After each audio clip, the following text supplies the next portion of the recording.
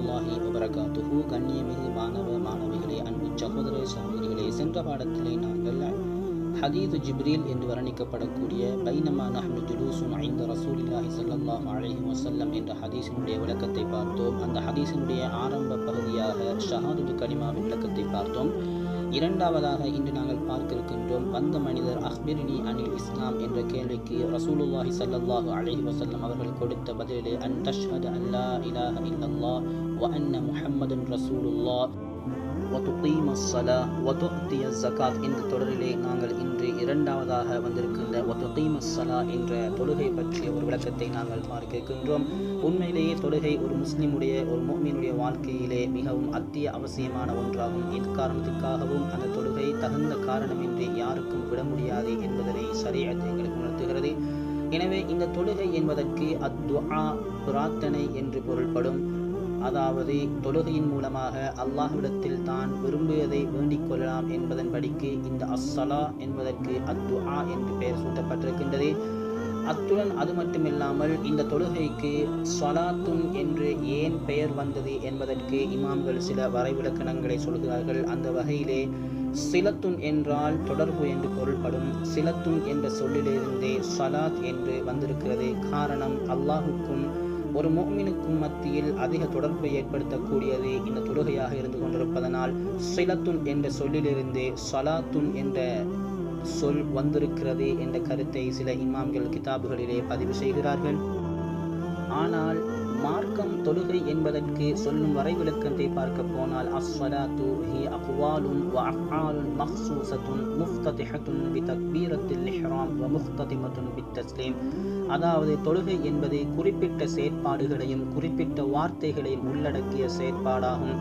அத்துடன் தக்பீரத்துல் இஹ்ராமை கொண்டு ஆரம்பிக்கப்பட்டு சலாத்தை கொண்டு முடிவு பெறுவதே தொழுகை என்று ஷரீஅத் ஒரு வரைவிலக்கணத்தை எங்களுக்கு தருகிறது. ஆம், உண்மையிலேயே ஒரு அடியான் தொழுகையின் மூலமாக அல்லாஹ் ஒரு அடியானுக்கு தான் கேட்பவை எல்லாம் கொடுப்பதாக பல இடங்களில் வாக்களித்துள்ளான். அதில் ஒரு ஹதீஸ் தான் அபூ ஹுரைரா ரலியல்லாஹு தஆலா அன்ஹு அவர்களால் அறிவிக்கப்பட்ட ஹதீஸ். அல்லாஹு தஆலா ஹதீஸுல் குதுஸியில் சொல்லியதாக ஒரு ஹதீஸ் அறிவிக்கப்படுகிறது. அதாவது அல்லாஹு தஆலா கூறுகின்றான், கஸ்ஸம்து ஸலாத பைனி வ பைன அப்தி நிஸ்ஃபைனி. தொழுகையை எனக்கும் எனது அடியானுக்கு மத்தியில் நான் இரண்டாக பிரித்துள்ளேன். வலி அப்தி மா ஸஅல. எனது அடியான் எதை கேட்கின்றானோ அவனுக்கு நான் அதை கொடுப்பேன். அவனுக்கு அது இருக்கிறது என்ற கருத்தை அல்லாஹு தஆலா சொல்கின்றான். ஃபஇதா காலல் அப்து, ஒரு அடியான் தொழுகையிலே சொன்னால் அல்ஹம்துலில்லாஹி ரப்பில் ஆலமீன் என்று ஒரு தொழுகையிலே ஒரு அடியான் சொல்லிவிட்டால் கால் அல்லாஹு தஆலா, அல்லாஹு தஆலா அதற்கு பதில் சொல்லுகின்றான், ஹமிதனி அப்தி, எனது அடியான் என்னை புகழ்ந்து விட்டான். வஇதா கால, அந்த அடியான் மீண்டும் சொன்னால் அர் ரஹ்மானிர் ரஹீம் என்று சொல்லிவிட்டால் கால் அல்லாஹு தஆலா, அல்லாஹு தஆலா சொல்லுகின்றான், அஸ்னா அலைய அப்தி, எனக்கு புகழாரங்களை எனது அடியான் எனக்கு சொல்லிவிட்டான். வஇதா கால, மீண்டும் அதே அடியான் சொல்லிவிட்டால் மாலிகி யௌமித்தீன் என்று சொன்னால் கால, அல்லாஹு தஆலா பதில் சொல்கின்றான், மஜ்ஜதனி அப்தி, என்னை எனது அடியான் பெருமைப்படுத்தி விட்டான். இவ்வாறு ஒவ்வொரு ஆயத்தை ஒவ்வொரு அடியான் தொழுகையில் ஓதுகின்ற பொழுது அதற்கு ஒவ்வொரு பதிலாக அல்லாஹு தஆலா கூறிக்கொண்டே வருகிறான். அதில் ஒன்றுதான் இய்யாக நஅ்புது வ இய்யாக நஸ்தஈன் என்று ஒரு அடியான் தொழுகையிலே சொல்லும் பொழுது அல்லாஹு தஆலா சொல்லுகின்றான், ஹாதா பைனி வ பைன அப்தி வ லி அப்தி மா ஸஅல. இது எனக்கும் எனது அடியானுக்கும் உள்ள ஒரு விடயம். எனது அடியான் கேட்பதெல்லாம் அவனுக்கு இருக்கிறது, கேட்பதெல்லாம் நான் கொடுக்க போகிறேன் என்ற ஒரு கருத்தை இந்த நீண்ட ஹதீஸ் உணர்த்துகிறது. ஆகவே இந்த ஹதீஸில் இடம்பெற்ற வலி அப்தி மா ஸஅல, எனது அடியான் கேட்பதை எல்லாம் நான் கொடுப்பேன், எனது அடியான் எதை கேட்கிறானோ அவனுக்கு அது இருக்கிறது என்ற இந்த வாசகம் அல்லாஹ் ஒரு அடியானுக்கு கொடுக்கும் வாக்கை உணர்த்துகிறது. இந்த தொழுகையின் மூலமாக ஒரு அடியான் அல்லாஹ்விடமிருந்து ஹலாலான எல்லா விடயங்களையும் அடைந்து கொள்ளலாம் என்ற கருத்தை இமாம்கள் கிதாபுகளிலே பதிவு செய்கிறார்கள். எனவே கண்ணியத்துக்குரிய மாணவ மாணவிகளே, இஸ்லாத்தின் 5 தூண்களில் இந்த தொழுகை மிக முக்கிய ஒரு இடத்தை பிடிக்கிறது. அத்தோடு இந்த தொழுகைக்கு மிகவும் ஒரு சிறப்பும் இருக்கிறது. அல்லாஹு தஆலா இந்த உலகத்திலே மீதமுள்ள எல்லா கடமைகளையும் இந்த பூமியிலே வைத்து கடமையாக்கினான். ஆனால் தொழுகையை மாத்திரம் ரசூலுல்லாஹி ஸல்லல்லாஹு அலைஹி வஸல்லம் அவர்களை மிஅராஜுக்கு அழைத்து அந்த விண்ணுலக யாத்திரையின் மூலமாக வானத்துக்கு உயர்த்தி மலக்குமார்கள், ஏன் அந்த ஜிப்ரீல் அலைஹிஸ்ஸலாம் அவர்கள் கூட சென்றிடாத இடத்திற்கு அழைத்து அல்லாஹு தஆலா இந்த தொழுகையை இந்த இஸ்லாமிய சமூகத்துக்கு ஒரு கிஃப்டாக, ஒரு நன்கொடையாக அல்லாஹு தஆலா வழங்கினான். ஆகவே கடமையாக்கப்பட்ட இந்த தொழுகை முதலாவதாக 50 ரக்அத்துக்களாக அல்லாஹ் கடமையாக்கினான். இந்த உம்மத் அந்த 50 ரக்அத்துக்களை தொழமாட்டார்கள், சுமந்து கொள்ள மாட்டார்கள் என்று நபி அவர்கள் அல்லாஹ்விடத்தில் வாதாட இறுதியாக அல்லாஹு தஆலா 5 ரக்அத்தாக இந்த தொழுகையை கடமையாக்கி ரசூலுல்லாஹி ஸல்லல்லாஹு அலைஹி வஸல்லம் அவர்கள் மூலமாக எமக்கு அல்லாஹ் கடமையாக்கினான். நாளை கியாமத்து நாளிலே முதலாவதாக ஒரு அடியானுடைய அமல்களில் இந்த தொழுகை தான் முதலாவதாக கேட்கப்படும் என்பதனை பின்வர ஹதீஸ் இவ்வாறு உணர்த்துகிறது.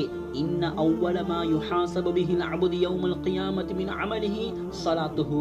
ஒரு அடியான் கியாமத்துடைய நாளையிலே அவனுடைய அமல்களில் முதலாவதாக அவனிடத்திலே கேள்வியாக கேட்கப்பட இருப்பது அவனுடைய தொழுகையாகும்.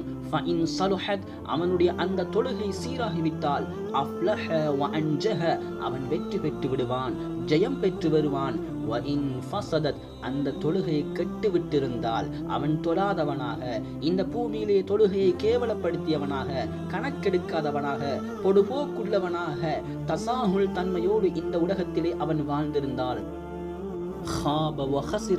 அவன் நஷ்டவாளியாக, கை சேதப்பட்டவனாக அந்த கியாமத்துடைய நாளிலே அல்லாஹுக்கு முன் அவன் நிற்பான் என்பதில் எந்த சந்தேகமும் கிடையாது. எனவே ஒரு அடியான் தகுந்த காரணம் இல்லாமல் ஒரு போதும் நிச்சயமாக தொழுகையை விட முடியாது.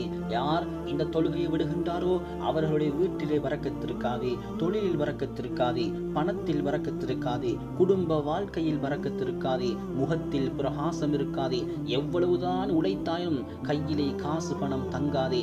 இவ்வாறு பல முசீபத்துக்கள் அவனுடைய வாழ்க்கையிலே குடிகொண்டு ஷைத்தானியத்தோடு அவன் வாழ்ந்து கொண்டிருப்பான் என்பதை இமாம்கள் கிதாபுகளிலே பதிவு செய்கிறார்கள். அது மட்டுமல்லாமல் அதிகம் தாகித்தவனாக அவன் மரணிப்பான். கடலில் இருக்கும் அனைத்து நீரை அவனுக்கு புகட்டினாலும் அவனுக்கு தாகம் தீராதே. தாகித்தவனாக தண்ணீர் தண்ணீர் என்று ஏங்குவான், ஆனால் பிற மனிதர்களுக்கு அது விளங்காதே. தாகித்தவனாக மரணம் வரும். அதே போன்று இரவிலே அவனுக்கு மரணம் வந்துவிடும். ஐயமூத்த லைலன், இரவிலே மரணித்து விடுவான் என்ற கருத்தை இமாம்கள் கிதாபுகளிலே பதிவு செய்கிறார்கள். அது மட்டுமல்லாமல் தன்ஸில் பரக்கத்து மின் உம்ரிஹி, அவனுடைய வாழ்நாளிலிருந்து பரக்கத்துக்கள் எல்லாம் கலட்டி எடுக்கப்படும். வாழ்க்கை எப்போது முசீபத்தாகவே இருக்கும். சந்தோஷம் என்பது மனதில் இருக்காதே, நிம்மதி என்பது இருக்காதே. எப்பொழுதுமே முசீபத்துக்களும் ஷைத்தானிய தன்மையும் அவனுடைய வாழ்க்கையிலே குடிகொண்டிருக்கும் என்பதை உலமாக்கள் தொழுகையை விடும் நபருக்கு கிடைக்கும் தண்டனைகளாக இந்த உலகத்திலே அல்லாஹ் கொடுப்பான் என்று கிதாபுகளிலே பதிவு செய்கிறார்கள். ஆகவே கண்ணியமிகு மாணவ மாணவிகளே, அன்பு சகோதர சகோதரர்களே, எமது முன்னைய சமூகத்தினர்கள் எல்லாம் அந்த தொழுகைக்கு மிக முக்கிய ஒரு இடத்தை கொடுத்து வைத்திருந்தார்கள். சயீத் இப்னு முஸையிப் ரஹ்மத்துல்லாஹி அலைஹி அவர்கள் சொல்கிறார்கள், மா அஸ்ஸனல் முஅஸ்ஸினு முந்து 30 சனத்தன் இல்லா வ அன ஃபில் மஸ்ஜித். 30 வருட காலமாக பள்ளியில் அதான் சொல்லுகின்ற பொழுது நான் பள்ளியிலே இருந்திருக்கின்றேன். இதில் அவர்கள் உணர்த்த வருவது என்னவென்றால், அவர்கள் 30 வருட காலமாக ஒரு நேரம் கூட அவர்களுக்கு தொழுகை விடுபடவில்லை. அதான் சொல்லுகின்ற நேரத்திலே நான் பள்ளிக்கு சென்று விடுவேன் என்ற கருத்தை அவர்கள் சொல்லுகிறார்கள். அதே மாதிரி சயீத் இப்னு முஸையிப் ரஹ்மத்துல்லாஹி அலைஹி அவர்கள் சொல்கிறார்கள், மா ஃபாதத்னி ஸலாத்து ஃபில் ஜமாஅத்தி முன்து 40 சனத்தன். 40 வருட காலமாக எனக்கு ஜமாஅத் தொழுகை தப்பியதே கிடையாது. இன்று கணவன்மார்கள் வீட்டிலே உறங்குகிறார்கள், மனைவிமார்கள் அதை பார்த்து கொண்டு கணவன் தானே தூங்குகிறார், தூங்கட்டும் என்று கேவலம் கெட்ட வாழ்க்கை வாழ்ந்து கொண்டு நேரங்களை கடத்துகிறார்கள். அதே போல் மனைவி தூங்குகிறாள், கணவனோ மனைவிக்கு தொழுங்கள் என்று ஏவுவது கிடையாது, தொழுகையை பற்றி சொல்வது கிடையாது. தன்னிடத்திலும் தொழுகை இல்லை, மனைவியிடத்திலும் தொழுகை இல்லை. எப்படி வீட்டிலே வரக்கத்திருக்கும்? எப்படி செல்வங்கள் வரும்? வாழ்க்கையில் எப்படி நிம்மதி இருக்கும்? சந்தோஷமே இருக்காது.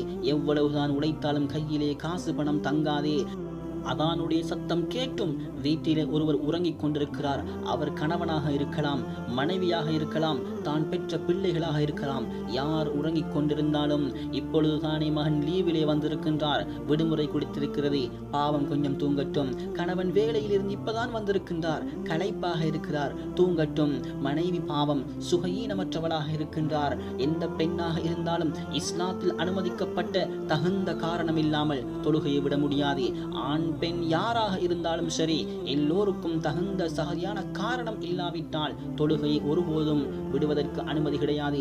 வீட்டிலே அதானுடைய சத்தம் கேட்டும் பொடுபோக்காக தொழாமல் ஒருவர் உறங்கிக் கொண்டிருந்தால் நரகத்துக்கு சொந்தமான ஒரு கட்டை வீட்டிலே தயாராகி கொண்டிருக்கின்றது. அந்த கட்டை மனித உடல். நாளை நிச்சயமாக சத்தியமாக அந்த நரகத்திலே எரியப்பட இருக்கின்றோம். எங்களுடைய உடம்பு கருங்கற்களோடு சேர்ந்து வெந்து சின்னாபின்னமாகி தோள்கள் எல்லாம் உருகி வடிய போகிறது அந்த நரக நெருப்பிலே. அஞ்சிக் கொள்ளுங்கள், அஞ்சிக் கொள்ளுங்கள். அதனால் தான் ரசூலுல்லாஹி ஸல்லல்லாஹு அலைஹி வஸல்லம் தொழுகையுடைய முக்கியத்துவத்தை எடுத்து கூறினார்கள். அல்லாஹு தஆலா குர்ஆனிலே அன்ஃபுஸக்கும் வ அஹ்லீக்கும் நாரா, உங்களையும் உங்களது குடும்பத்தையும் நரக நெருப்பை விட்டு பாதுகாத்துக் கொள்ளுங்கள். வகூதுஹன் நாசு அல் ஹிஜாரா, அந்த நரக நெருப்பின் விறகு என்ன தெரியுமா? மனித உடலும் கருங்கற்களும் என்று அல்லாஹு தஆலா குர்ஆனிலே எங்களை எச்சரிக்கின்றான். எனவே சரிவர இந்த தொழுகையை தொழுது நாளை கியாமத்துடைய நாளையிலே அந்த நரகத்தை விட்டு பாதுகாப்பு பெற அல்லாஹ் எனக்கும் உங்களுக்கும் அவனது அன்பையும் அருளையும் சொரிந்தருள்வானாக. ஆமீன் ஆமீன். வ ஆகிரு தஅவானா அனில் ஹம்துலில்லாஹி ரப்பில் ஆலமீன்.